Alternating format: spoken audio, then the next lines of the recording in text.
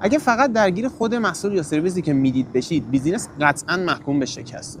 یه سرویس و خدمات موفق فقط به محصول بستگی نداره.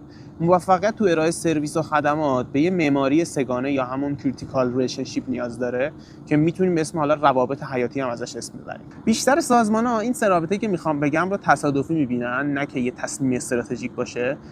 ما بر اساس فرضیات خودمون عمل میکنیم، در حالی که مواردی که بهشون دقت نمی‌کنیم یا حواسمون بهشون نیست دارن فرایند سرویس ما رو نابود میکنن. افت کیفیت، فرضیات غلط، تیم‌های تکه تکه یا جزیره‌ای که هر کدوم جدا جدا از هم کار میکنن و در نهایت تخریب تجربه مشتری یا همون CX خودمون.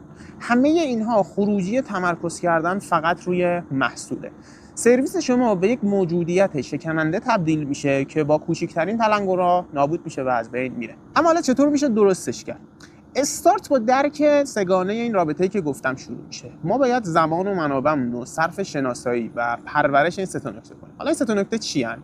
مشتری یا همون کاربری که داریم، کارکنان یا همون کارمندامون و در نهایت شرکا یا ذی‌نفع یا همون استکهولدرایی که داریم. چطور میتونیم این سه تا مورد که گفتم رو پرورش بدیم؟